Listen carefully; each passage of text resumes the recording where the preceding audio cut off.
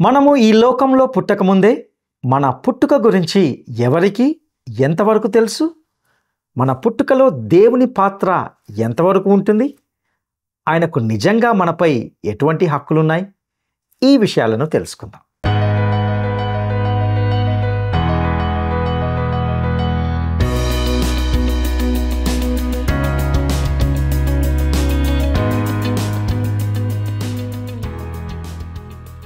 ఆరాధనా స్తుతి ఆరాధనా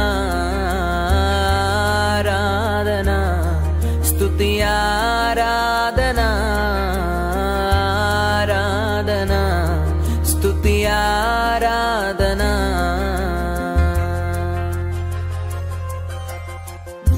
నీ వంటి వారు ఒక్కరును లేరు, నీవే అతి శ్రేష్ఠుడా.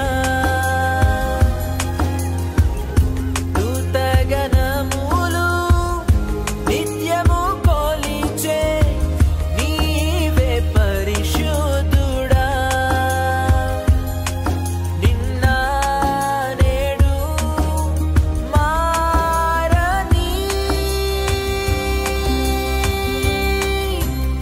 ఆరాధనా స్తుతి ఆరాధనా ఆరాధనా స్తుతి ఆరాధనా ఆరాధనా స్తుతి ఆరాధనా.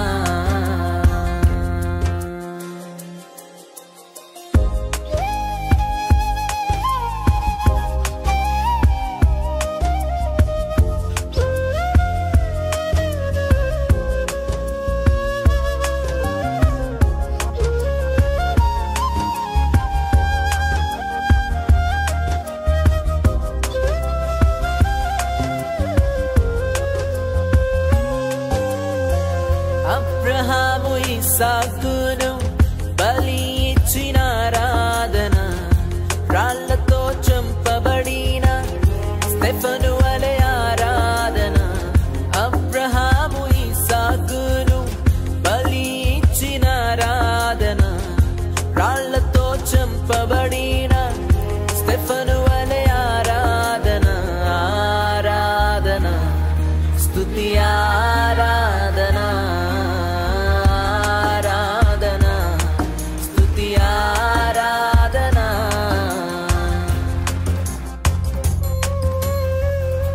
పదివేలలోన అతి సుందరుడా నీకే ఆరాధన. ఇహ పరములోన ఆకాంక్షణీయుడా.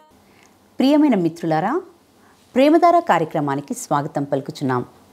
దేవుని మహాకృపను బట్టి మీరందరూ క్షేమంగా ఉన్నారని భావిస్తున్నాం. ప్రస్తుతము మనము ధ్యానిస్తున్న మొదటి తెస్సలోనిక పత్రిక అధ్యయనాలు మీకు ఆశీర్వాదకరంగా ఉంటున్నాయని భావిస్తున్నాం. నేటి ఈ కార్యక్రమం ద్వారా దేవుని యొక్క ఏర్పాటు అనగా ఏమిటో, దేవుని యొక్క సార్వభౌమాధికారం అనగా ఏమిటో, అందులోని ప్రత్యేకతలు ఏమిటో వాటిని వివరంగా తెలుసుకుందామా? క్రీస్తునందు ప్రియమైన ప్రేమధార టీవీ వీక్షకులందరికీ మన ప్రభువును రక్షకుడైన యేసు క్రీస్తు శ్రేష్టమైన నామంలో శుభములు తెలియజేస్తున్నాం. మీరందరూ బాగున్నారు కదూ? మేము మీ కొరకు క్రమంగా ప్రార్థిస్తున్నాం. ఈ క్రమబద్ధమైన అధ్యయనాలు మీ ఆధ్యాత్మిక జీవితాలకు ఆశీర్వాదకరంగా ఉన్నాయని భావిస్తున్నాం. అపోస్తలుడైన పౌలు తెస్సలోనికైలకు రాసినటువంటి మొదటి పత్రికలో అనేక విశేషాలను మనం ధ్యానిస్తూ ఉన్నాం. గత పాఠంలో మనము క్రైస్తవ జీవితానికి సంబంధించి విశ్వాసము, ప్రేమ, నిరీక్షణ అనే 3 కృపాత్రయాన్ని గురించి తెలుసుకున్నాం. విశ్వాసము, ప్రేమ, నిరీక్షణ ఈ 3 కూడా కృపాత్రయంగా ఉండి మన జీవితం అంతా ఈ 3తోనే సార్థకం అవుతుందని తెలుసుకున్నాం. ప్రియులారా, ఇక నేటి మన ఈ పాఠంలో తెస్సలోనికైలకు రాసిన మొదటి పత్రిక మొదటి అధ్యాయము 4-5 వచనాలను ధ్యానించుకోబోతున్నాం. ఇందులో పౌలు మరొక గొప్ప సత్యముతో మన ముందుకు వచ్చి అనేక గొప్ప సంగతులను మనకు విస్తరిస్తున్నాడు. తెస్సలోనికైలకు రాసిన మొదటి పత్రిక మొదటి అధ్యాయము 4-5 వచనాలు. దేవుని వలన ప్రేమించబడిన సహోదరులారా, మీరు ఏర్పరచబడిన సంగతి అనగా మా సువార్త మాటతో మాత్రము కాక శక్తితో, పరిశుద్ధాత్మతో, సంపూర్ణ నిశ్చయతతో మీ వద్దకు వచ్చి ఉన్న సంగతి మాకు తెలుసు. మీ నిమిత్తము మేము మీ ఎడల ఎటువంటి వారమై ఉన్నామో మీరు ఎరుగుదురు. ప్రియులారా, పౌలు తెసలోనికైలకు రాస్తూ అన్నాడు, దేవుని వలన ప్రేమించబడిన సహోదరులారా, మీరు ఏర్పరచబడిన సంగతి మాకు తెలుసు అని అంటున్నాడు. ఇక్కడ మనము ఏర్పరచబడుట అనే మాటను గమనిస్తాం. ఈ మాట ఎంతో ప్రాముఖ్యమైన అంశంగా మనము గుర్తించాలి. ఎఫెసీయులకు రాసిన పత్రిక 1వ అధ్యాయము 4వ వచనం, ప్రేమ చేత ఆయన క్రీస్తులో మనలను ఏర్పరచుకున్నాడు. జగత్తు పునాది వేయబడక మునిపే దేవుడు మనలను ఏర్పరచుకున్నాడు. మనము తన ఎదుట పరిశుద్ధులము, నిర్దోషులము అయి ఉండాలని మనలను దేవుడు ఏర్పరచుకున్నాడు. ఇక్కడ ఏర్పరచబడుట లేదా ఏర్పాటు అనే అంశానికి సంబంధించి క్రైస్తవ విశ్వాసుల్లో అనేక భిన్న అభిప్రాయాలు ఉండవచ్చు. అయితే వాక్యంలో నుండి సూటిగా దేవుని వాక్యానికి దగ్గరగా ఉన్నటువంటి అభిప్రాయాన్ని మనము తెలుసుకోవడానికి ప్రయత్నిద్దాం. ప్రియులారా, తెసలోనిక సంఘస్థులకు పౌలు ఈ ఏర్పాటును గురించి ఎన్నో సంగతులు చెప్పాలనుకున్నాడు. దేవుని పక్షంగా తను మాట్లాడుతున్నాడు. కాబట్టి నీవు నేను దేవుని వైపు ఉన్నటువంటి అవతలి కోణాన్ని చూడలేం, గ్రహించలేం కూడా, ఇంతవరకు చూడలేదు కూడా. అయితే కొన్ని ఆధ్యాత్మిక సత్యాలు హేతువాదానికి, భౌతికమైన రుజువులకు అతీతమైనవి. రుజువులు లేకపోయినా విశ్వాసం ద్వారా కొన్నిటిని అంగీకరించాలి కూడా. కొన్ని ఆధ్యాత్మిక సత్యాలు రుజువులకు పరిమితమైనవి కావు. దేవుని ముందు ఏర్పాటును రుజువు చేసే ప్రయత్నాన్ని పౌలు చేయడం లేదు, కానీ దానిని ఒక వాస్తవిక సత్యంగా ప్రకటిస్తున్నాడు.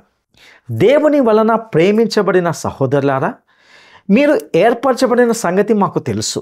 ఇది దేవుని ఏర్పాటు అని సూటిగా ప్రకటించాడు. ఇదే దేవుని యొక్క లేక దేవుని వైపు ఉన్నటువంటి కోణమై ఉన్నది. ప్రియులారా, ఏర్పాటుకు సంబంధించి మరియు మనందరి జీవితాలకు సంబంధించి దాని వెనుక దేవుని యొక్క సార్వభౌమత్వము ఉన్నదని మనం గ్రహించాలి. సృష్టికర్తకు సార్వభౌమాధికార హక్కులు ఉన్నది. దేవుడే ఈ విశ్వమంతటిని సృష్టించాడని మనము గుర్తించవలసిన అవసరం ఉన్నది. దేవుడు సృష్టికర్త అయి ఉన్నాడు. ఆయన జగత్ పునాదికి ముందే నిన్ను నన్ను క్రీస్తునందు ఏర్పరచుకున్నాడు. దేవుడు సార్వభౌముడు. ఆయనకు సృష్టి మీద సమస్త హక్కులు ఉన్నాయి. ఈ సమస్త విశ్వాన్ని సృష్టించిన వాడు దేవుడే. దానిని ఆయన ఎలా సృష్టించాడు అని సుదీర్ఘ చర్చలు కలిగి ఉండడం కానీ వాదోపవాదాలు పెట్టుకోవడం అవివేకం అవుతుంది. దీనికి సంబంధించి ఎంతో స్పష్టంగా ఆదికాండంలో సృష్టి క్రమం వర్ణించబడింది. ఆది యందు దేవుడు భూమి ఆకాశాలను సృష్టించాడు. ఇది నిజం, తిరుగులేని సత్యం. అంతే. ఆయనే ప్రత్యక్షంగా ఈ సృష్టి యావత్తును సృష్టించాడని మనము విశ్వసించాలి. నేడు అనేక మంది దేవుడే ఈ విశ్వాన్ని సృష్టించాడని మేము నమ్ముతాం, కానీ ఈ సృష్టిని శాసించే, నడిపించే హక్కు ఆయనకెంత మాత్రము లేదు. ఈ సృష్టికి ఎటువంటి నిర్దిష్టమైన ఉద్దేశం అంటూ ఏమీ లేదు అని అంటుంటారు. ఇక్కడ మనము ఒక విషయాన్ని స్పష్టంగా గ్రహించాలి. అదేమిటంటే, సృజించిన దేవుడు శాసించగలడు కూడా. ఆయనకు ఆ హక్కు ఉన్నది. సృష్టి వెనుక దేవుని సంకల్పం ఉన్నది. దేవునికి ఒక ప్రత్యేక ఉద్దేశం అంటూ ఉన్నది. దేవుని మహిమ కోసమే ఈ సమస్త సృష్టి సృష్టించబడింది. మరొక మాటలో చెప్పాలంటే, దేవుని చేత సృష్టింపబడిన ఈ విశ్వంలో మనం ఉంటున్నాం. ఆయన మహిమ కొరకే ఉనికిని కలిగి ఉంటున్నాం. కొండమీది ప్రసంగంలో యేసు ప్రభువారు మత్తయి సువార్త 5వ అధ్యాయము 16వ వచనంలో ఇలా అన్నాడు, మనుషులు మీ సత్క్రియలను చూచి పరలోకమందున మీ తండ్రిని మహిమపరిచేటట్టు వారి ఎదుట మీ వెలుగు ప్రకాశింపనీయుడి. ఇక్కడ మీ సత్క్రియలు నిన్నుగా మహిమపరుస్తాయని ప్రభువు అనలేదు, కానీ నీ సత్క్రియలు పరలోకమందున నీ తండ్రిని మహిమపరచాలి అని అంటున్నాడు. ప్రియ సహోదరుడా, సహోదరి, ఒక విషయాన్ని మీకు స్పష్టం చేయాలనుకుంటున్నాను. అదేమిటంటే, దేవుడు సృష్టికర్త. ఈ చరాచర జగత్తు ఆయన మహిమ కోసమే ఉనికిని కలిగి ఉన్నది. ఆయన అద్వితీయుడైన దేవుడు. ఆయన తప్ప మరి ఒక దేవుడు లేడు. ఆయనకు ఆలోచన చెప్పే ఆలోచనకర్తలు కానీ సలహాదారులు కానీ ఎవరు లేరు, ఎవరు అక్కర్లేదు కూడా. ఆయన తన సంకల్పం చొప్పున ఈ సృష్టిని నడిపిస్తున్నాడు, పర్యవేక్షిస్తున్నాడు. అంతా ఆయన మహిమ కోసమే సమస్తం జరిగిస్తున్నాడు. ప్రియులారా, మనము నివసిస్తున్న ఈ జగత్తు దైవ కేంద్రితమైన సృష్టి. ఇది మానవ కేంద్రం కాదు. ఇది భౌగోళిక ప్రాముఖ్యం మాత్రమే కాదు, పరలోక వాస్తవానికి ఇది కేంద్రీకృతమైన సృష్టి.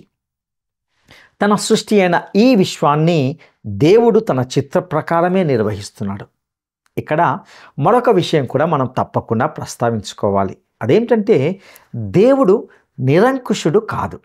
ఆయన మహానీతిమంతుడు, ఆయన న్యాయశీలి, దేవుడు పరిశుద్ధుడు. దేవుడు చేసే ప్రతి పని న్యాయసమ్మతమైనది. దేవుడు ఎన్నడూ కూడా తప్పు చేయడు. ఒకవేళ నీవు దేవుడు చేస్తున్నది తప్పు, అది సరి అయినదిగా లేదని కానీ, లేక దేవుడు జరిగిస్తున్నది సరైన పద్ధతిలో లేదని కానీ భావిస్తున్నట్లయితే నీకో విషయం చెప్పాలనుకుంటున్నాను. అదేంటంటే, దేవుడు ఎంత మాత్రము తప్పు చేయడు. ముమ్మాటికి నీదే తప్పు, నీ ఆలోచనే తప్పు. కాబట్టి నీ ఆలోచన సరళి మార్చుకోవాల్సిన అవసరత ఎంతైనా ఉందని గ్రహించాలి. ఈ విశ్వము దేవుని కొరకు, ఆయన మహిమ కొరకు మరియు ఆయన ఉద్దేశాన్ని నెరవేర్చుట కొరకు ఉన్నది. దేవుని సంకల్పానికి తిరుగులేదు. ఇంతవరకు ఏది జరిగినా అది ఆయన జరగనిచ్చిందే. అంత ఆయన మహిమ కోసమే సమకూడి జరుగుతుంది. దేవుడు సార్వభౌముడు. ప్రస్తుతము ఆయన వేలి కదలిక చొప్పున ఈ విశ్వంలో సమస్తము జరిగిస్తూ ఉన్నాడు. ప్రియులారా, ఒకసారి సావధానంగా ఒక విషయాన్ని ఆలోచించాలని కోరుతున్నాను. ఈ లోకంలో నీవు నేను పుట్టాం. అయితే ఒకవేళ నీవు పుట్టలేదు అనుకో, అప్పుడు నీకు ఉనికే లేదు. నీవు పుట్టకముందే దేవుడు నేను పుట్టమని అడిగాడా? అప్పుడు నీవు అసలే లేవు కదా. కాబట్టి నా పుట్టుకకు సంబంధించి పూర్తి సంకల్పం దేవునిదే. నా ఉనికికి దేవుడే బాధ్యుడు. నీవు స్త్రీగా పుడతావా, పురుషుడిగా పుడతావా అని ఆయన నిన్ను అడిగాడా? నీకు ఉనికే లేనప్పుడు ఆయన నిన్ను అడగడం అనేది ఉండదు. నీకు ఏ తల్లిదండ్రులు కావాలి కోరుకో అని దేవుడు అడిగాడా? అదేమీ లేదే. ఇందులో నా ఇష్టాలతో నిమిత్తమే లేదు. ఈ విశ్వమంతా ఆయనదే. ఆయన దీన్ని నడుపుతున్నాడు. నీకు ఇష్టం ఉన్నా లేకపోయినా అది అంతే. అది దేవుని అధికారం. కాబట్టి ఇప్పుడు ఖచ్చితంగా మనము అర్థం చేసుకోవాల్సిన విషయము ఏమిటంటే, దేవుడు నిరంకుశుడు కాదు. ఆయన చిత్తానికి వ్యతిరేకంగా ఎవరు కూడా ఏర్పరచబడరు. అదేవిధంగా ఆయన చిత్తానికి వ్యతిరేకంగా ఎవరు కూడా తిరస్కరించబడరు. దేవుడు చేసేదంతా కూడా సరైనదిగానే ఉంటుంది. ఆయన చిత్త ప్రకారమే నీకు సమస్తము జరిగింది, జరుగుతుంది. రోమాపత్రిక 9వ అధ్యాయము 14లో పౌలు ఒక ప్రశ్న అడుగుతున్నాడు. కాబట్టి ఏమంటాము? దేవుని యందు అన్యాయం ఉన్నదా? అట్లా అనరాదు. ప్రియులారా, ఇక్కడ పౌలు ప్రశ్నలోనే బలమైన జవాబు కూడా ఉంటున్నది. దేవుడు చేసే ప్రతి పని నిర్దిష్టమైనది. అందులో ఎట్టి లోపం ఉండదు. మనమందరము ఒకసారి కేవలము సృష్టి లేక సృజింపబడిన వారమనే ప్రాముఖ్యమైన మౌలిక సత్యాన్ని జ్ఞాపకం చేసుకోవాలని ఆశిస్తున్నాను. మనము కేవలము దేవుని సృష్టి. అంతేకాదు, స్వభావరీత్యా మనమంతా పాపులం.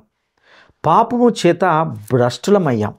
ప్రస్తుత సమాజం ఎలా ఉందంటే, ఒకరికొకరు గొప్పవారమంటూ మంచివారమంటూ పొగుడుకుంటూ తమను తామే బలపరుచుకుంటున్నటువంటి పరిస్థితి. అయితే వాస్తవం ఏమిటంటే, మనుషుల్లో ఎవరు కూడా పుట్టుక చేత పరిశుద్ధులు కాదు. మానవులందరూ దేవునికి తిరుగుబాటు చేసిన వారే. దేవుని సార్వభౌమత్వాన్ని ఒప్పుకొని ఏ ప్రభుత్వము, ఏ రాజ్యము నిలవదు. మానవులు దేవుని సృష్టి అయి ఉన్నారు. అందుచేత మానవులందరూ ఆయన ఎదుట సాగిలపడి ఆయనకు మొక్కాలి.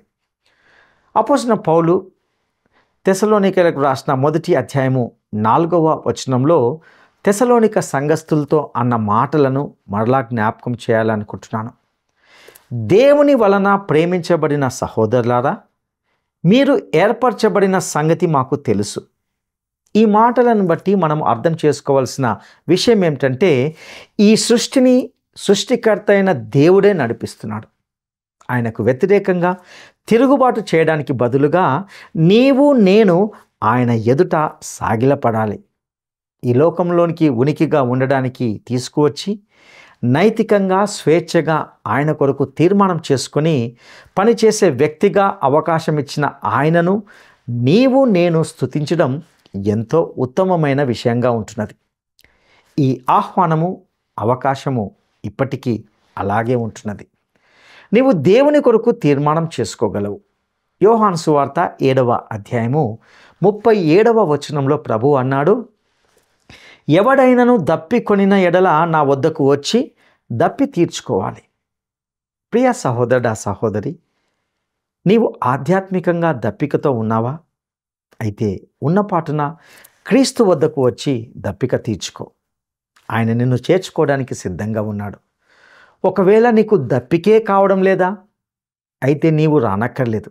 నశించిన ఈ లోకానికి దేవుడు ఉచితమైన సంపూర్ణమైన రక్షణను ఇవ్వజూపుతున్నాడు. ఆయన ఇస్తున్నది తీసుకుంటావో నిరాకరిస్తావో అది నీ తీర్మానానికి విడిచిపెట్టబడింది. మన స్వేచ్ఛను ఎలా వాడుకుంటామో దానికి మనమే బాధ్యులం. యేసు ఇచ్చే ఈ ఆధ్యాత్మిక జీవజలాన్ని తీసుకోవడమో తిరస్కరించడమో అంతయు నీ చేతిలోనే ఉన్నది. మధ్యస్థం లేదా తటస్థం అంటూ ఏది ఉండదు. ప్రతి ఒక్కరికి ఇదో అదో ఏదో ఒక దానిని ఎంచుకునే పూర్తి స్వేచ్ఛ ఇవ్వబడింది. ఇక మరొక అద్భుతమైన వచనాన్ని ఇక్కడ గమనిద్దాం. తెస్సలోనికీయులకు రాసిన మొదటి పత్రిక 1వ అధ్యాయము 5వ వచనంలో పౌలు అంటున్నాడు, మా సువార్త మాటతో మాత్రం కాక శక్తితో పరిశుద్ధాత్మతో సంపూర్ణ నిశ్చయతతో మీ వద్దకు వచ్చి ఉన్న సంగతి మాకు తెలుసు. మీ నిమిత్తము మేము మీ ఎడల ఎటువంటి వారిగా ఉన్నామో మీరు ఎరుగుదురు. ఇంతకు ఇక్కడ పౌలు ఏమంటున్నాడు? సంఘ బిడ్డలారా, మేము మీ వద్దకు వచ్చినప్పుడు మీరు మామూలు మనుషులే. మీ పెదవులు నాలుకలు మట్టి శరీరంలో భాగాలే. మనుషులు ఏమేమో మాట్లాడుతుంటారు.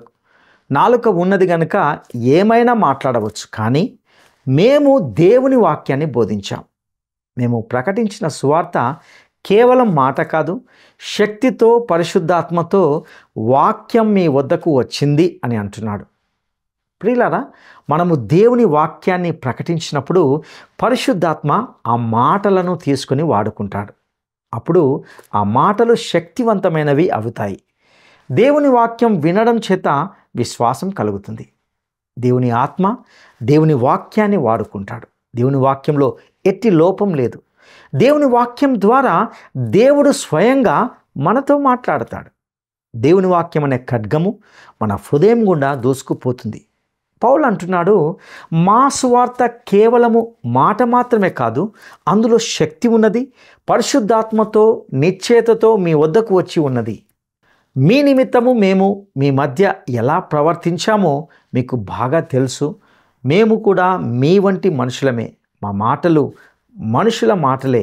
మట్టి పాత్రల్లో దేవుడు మహిమ ఐశ్వర్యాన్ని ఉంచాడు.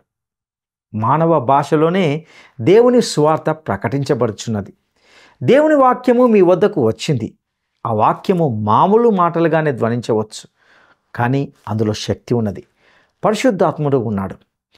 ప్రియ సహోదరి సహోదరులారా, వాక్యము ప్రకటించబడినప్పుడల్లా పరిశుద్ధాత్మ వాక్యంలో ఉండి పనిచేస్తాడని గ్రహించండి. పరిశుద్ధాత్మ మన మాటలను వాడుకున్నప్పుడు ఆ మాటలకు అద్భుతమైన శక్తి వస్తుంది. వాక్యాన్ని వింటుంటే బండలాంటి గుండెలు కరిగిపోతాయి. దేవుని ఆత్మ దేవుని వాక్యాన్ని వాడుకుంటాడు. దేవుని వాక్యంలో ఎట్టి లోపం లేదు. దేవుని వాక్యము పొరపాట్లకు తావులేనిది. వాక్యము నుండి మాట్లాడుతున్నది దేవుడే. ఇందులో మానవుడి ప్రమేయం అంటూ ఏది లేదు. దేవుని యొక్క ఆత్మ దేవుని యొక్క వాక్యాన్ని నీ హృదయంలోనికి జీవితంలోనికి మరియు నా హృదయంలోనికి జీవితంలోనికి దూరిపోయే విధంగా చేస్తుంది. తద్వారా మనము రూపాంతరం చెందిన వారం అవుతాం. ప్రియులారా, గమనించండి. క్షయమైన మానవ శరీరాన్ని బట్టి, లేక ఈ టీవీలో మాట్లాడే కొన్ని మాటలను బట్టి, లేక ముద్రించబడిన ఒక కాగితం బట్టి ప్రజలు తిరిగి జన్మించరు. అయితే పేతురు రాసిన మొదటి పత్రిక 1వ అధ్యాయం 23 స్పష్టంగా తెలియజేస్తున్న విషయం ఏమిటంటే, మీరు క్షయ బీజం నుండి కాక శాశ్వత జీవం గల దేవుని వాక్యము మూలంగా అక్షయ బీజం నుండి పుట్టింపబడిన వారు. ఇక్కడ చాలా దృఢంగా బలంగా నమ్మాల్సిన విషయం ఏమిటంటే, దేవుని యొక్క ఆత్మ దేవుని వాక్యాన్ని తీసుకొని అది నీ జీవితంలో వాస్తవంగా మారుస్తుంది. దేవుని వాక్యానికి ఉన్న శక్తి అలాంటిది. ఇటువంటి మహత్తరమైన శక్తి ఈ లోకములోని స్థిరము కానీ, తరచుగా మారిపోయే గుణము కలిగినటువంటి సాహిత్యంలో కానీ, వార్తాపత్రికల్లో కానీ, మాసపత్రికలో కానీ ఉండదు. దేవుని ఆత్మ వల్ల వాక్యము శక్తివంతమై నీలో దేవుని బీజమై నిన్ను క్రొత్తగా పుట్టిస్తుంది. దేవుని ఆత్మ వాక్యము ద్వారానే పనిచేస్తాడు, అద్భుతాలు జరిగిస్తాడు. నశించిన ఒక పాపిని దేవుని బిడ్డగా మారుస్తాడు. అటువంటి గొప్ప శక్తి దేవుని వాక్యానికి ఉంటుంది. దేవుని వాక్యము తెసలోనికకు వెళ్ళింది. తెసలోనిక ఒకప్పుడు రోమా వలస కేంద్రంగా ఉండింది. అక్కడ దేవుని ఎరగని వారు, అన్యులు అధిక సంఖ్యాకులు నివసిస్తుండేవారు. అక్కడ బలమైన రోమా సైన్యము స్థావరంగా ఉండేది. రాజకీయ శక్తి, సైనిక బలము రోమా ప్రభుత్వానికి ఉన్నాయి. అయితే రోమా ప్రభుత్వ శాసనాలు చాలా కఠినమైనవి. రోమా సంస్కృతి తెసలోనిక ప్రజలను ఎంతగానో ప్రభావితం చేసింది. తెసలోనిక పట్టణంలో రోమియా నాగరికత ఎంతగానో విస్తరించింది. అలాంటి పరిస్థితుల్లో దేవుని వాక్యము అక్కడి ప్రజల హృదయాలకు, జీవితాలకు చేరువయింది. వారి జీవితాలు రూపాంతరం చెందినాయి. ఇదే తెసలోనికలో జరిగింది. ఇప్పటికీ దేవుని వాక్యము అదే జరిగిస్తుంది. అపోస్తలుడైన పౌలు ఈ 1వ అధ్యాయము 5వ వచనంలో తెసలోనిక సంఘమును ఉద్దేశించి అన్న మాటలను మరలా జ్ఞాపకం చేయాలని అనుకుంటున్నాను. ఎందుకంటే ఇది ఎంతో ప్రాముఖ్యమైన వచనంగా ఉన్నది. పౌలు స్థానిక సంఘాన్ని ఉద్దేశించి మాట్లాడుతున్నాడు. మా సువార్త మాటతో మాత్రము కాక శక్తితోనూ, పరిశుద్ధాత్మతోనూ, సంపూర్ణ నిశ్చయతతోనూ మీ వద్దకు వచ్చి ఉన్న సంగతి మాకు తెలుసు. మీ నిమిత్తము మేము మీ ఎడల ఎట్టివారమై ఇంటిమో మీరు ఎరుగుదురు అని అంటున్నాడు. ఇది వాస్తవికతతో కూడిన ఆధారము, గొప్ప సత్యమై ఉన్నది. ప్రియ సహోదరుడా, సహోదరి, ఈ సత్యాలను గమనిస్తున్నారా? ప్రజలు ముందుగా సువార్తను వినాలి. అనగా ప్రతి వ్యక్తి దేవుని వాక్యాన్ని వినాలి. దేవుని వాక్యమే మనుషుల్లో మార్పు తేగలదు. రోమాపత్రిక 10వ అధ్యాయము 17వ వచనం ఇదే మాట అంటుంది. వినటం వలన విశ్వాసం కలుగుతుంది, వినడము క్రీస్తును గూర్చిన మాట వలన కలుగుతుంది. ఇది ఎంతో సహజంగా, స్వాభావికంగా జరిగే ప్రక్రియ. ఈ విధంగా దేవుని వాక్యము మనిషిలో అద్భుతం జరిగిస్తుంది. దేవుని వాక్యము ఒక అద్భుత గ్రంథం. పరిశుద్ధాత్మే గనుక లేకపోతే దేవుని వాక్యం అంతా వట్టి మాటలుగానే మిగిలిపోతుంది. పరిశుద్ధాత్మ ద్వారా దేవుని వాక్యము మహాశక్తిగా మారుతుంది. విశ్వసించే ప్రతి ఒక్కరిని రక్షించే శక్తిగా ఇది మారుతుంది. అందుకే యోహాను సువార్త 16వ అధ్యాయము 7 నుండి 11 వచనాల్లో ప్రభువు అన్నాడు, నేను మీతో సత్యమే చెబుతున్నాను. నేను వెళ్ళిపోవడం వలన మీకు ప్రయోజనకరం. నేను వెళ్ళని ఎడల ఆదరణకర్త మీ వద్దకు రాడు. నేను వెళ్ళిన ఎడల ఆయనను మీ వద్దకు పంపుతాను. ఆయన వచ్చి పాపమును గూర్చియు, నీతిని గూర్చియు, తీర్పును గూర్చియు లోకము ఒప్పుకునేటట్లు చేస్తాడు. లోకులు నా యందు విశ్వాసం ఉంచలేదు గనుక పాపమును గూర్చి, నేను తండ్రి వద్దకు వెళ్ళడం వలన మీరిక నన్ను చూడరు గనుక, నీతిని గూర్చి, ఈ లోకాధికారి తీర్పు పొంది ఉన్నాడు గనుక తీర్పును గూర్చి ఒప్పుకునేటట్లు చేస్తాడు. ప్రియులారా, పరిశుద్ధాత్మని ప్రత్యేకతను ఇక్కడ గమనించారా? ఒక వ్యక్తి దేవుని వాక్యము విన్న తర్వాత ఆ వ్యక్తి జీవితంలో కార్యము చేసేది పరిశుద్ధాత్మ దేవుడే. ఒక వ్యక్తిని పాపి అని ఒప్పించేది, పాపం యొక్క తీవ్రతను గ్రహింపచేసేది పరిశుద్ధాత్మ శక్తి ద్వారా మాత్రమే జరుగుతుంది. ఈరోజు దేవుని వాక్యం వింటున్న నీవు దేవుని వాక్యములోని సత్యాలను గ్రహించావా? నీవు దేవుని ఏర్పాటులో ఉన్నావని నమ్ముచున్నావా? ఈరోజు క్రీస్తు సువార్త నీ వద్దకు వచ్చిందంటే ఖచ్చితంగా దేవుడు నీ పట్ల ఒక ఉద్దేశాన్ని కలిగి ఉన్నాడని విశ్వసించగలవు. ఈ జగత్తుకు పునాది వేయబడక ముందే క్రీస్తులో దేవుడు నేను ఏర్పరచుకొని నీ కొరకు ఆలోచిస్తూ ఉన్నాడు. నీవు ఏ మతంలో ఉన్నా, ఏ సంస్కృతిలో ఉన్నా, ఏ సమాజంలో ఉన్నా, ఏ నేపథ్యాన్ని కలిగి ఉన్నప్పటికీ ఒకటి మాత్రం వాస్తవం. అదేమిటంటే మనందరికీ సృష్టికర్త ఒక్కడే. ఆ సృష్టికర్త అయిన దేవునికే సంపూర్ణ అధికారము, హక్కులున్నాయి. ఈ విశ్వమంతటిని ఒక్క రీతిగా నడిపిస్తూ నిర్వహిస్తున్నది కూడా ఆయనే. కాబట్టి ఆయన ఉనికిని గుర్తించి ఆయన చిత్తానికి లోబడి జీవించడమే దేవుని యొక్క ఆకాంక్ష. ఈనాడు మానవుడు తన ఇష్టం వచ్చిన విధంగా విచ్చలవిడిగా జీవిస్తూ తన సృష్టికర్త అయిన దేవుని మర్చిపోయి బ్రతుకుతున్నాడు. ఇది ముమ్మాటికి సృష్టికర్త అయిన దేవుణ్ణి బాధ పెట్టే అంశమై ఉన్నది. అయితే ఆయన దీర్ఘశాంతుడు. మారు మనసు నొందడానికి, సృష్టికర్తను జ్ఞాపకం చేసుకోవడానికి సమయము, అవకాశం ఇచ్చే గొప్ప దేవుడు. ప్రసంగి గ్రంథము 12వ అధ్యాయము 1-2 వచనాలు ఈ విధంగా మనలను హెచ్చరిస్తున్నాయి. దుర్దినములు రాకముందే, ఇప్పుడు వీటి యందు నాకు సంతోషం లేదని నీవు చెప్పు సంవత్సరములు రాకముందే, తేజస్సునకును సూర్యచంద్ర నక్షత్రములకును చీకటి కమ్మకముందే, వాన వెలిసిన తర్వాత మేఘములు మరలా రాకముందే, నీ బాల్య దినముల యందే నీ సృష్టికర్తను స్మరణకు తెచ్చుకొనుము. ప్రియ సహోదరుడా, సహోదరి, నీవు ఏనాడైనా నీ జీవితంలో నీకు ఒక సృష్టికర్త ఉన్నాడని, నీవు ఆయన సృష్టి అని గుర్తించావా? ఆ సృష్టికర్త అయిన దేవుడే నీవు నశించిపోయి నిత్య నరకానికి వెళ్లకుండా తన ఏకైక కుమారుడైన యేసుక్రీస్తును నీ కొరకు, నీ రక్షణ కొరకు ఈ లోకానికి పంపి ఉన్నాడని ఎరుగుదువా? ఆ రక్షకుడైన యేసుక్రీస్తును నీ స్వకీయ రక్షకునిగా అంగీకరించావా? అయితే ఇప్పుడే ఆయనను నీ రక్షకునిగా అంగీకరించగలవు. ఇక వచ్చే పాఠంలో 1 తెస్సలోనిక పత్రిక 1వ అధ్యాయము 6-10 వచనాల్లోని మరికొన్ని సత్యాలను మనం తెలుసుకుంటాం. పరిశుద్ధాత్మని సహాయంతో ప్రార్థనాపూర్వకంగా సిద్ధపడి రండి. అంతవరకు మన ప్రభు అయిన యేసుక్రీస్తు వారి దివ్యకృప, తండ్రి అయిన దేవుని పరమ ప్రేమ, పరిశుద్ధాత్మ యొక్క అన్యోన్య సహవాసము మనందరికీ సదాకాలము తోడైండునుగాక. దైవాశీస్సులు.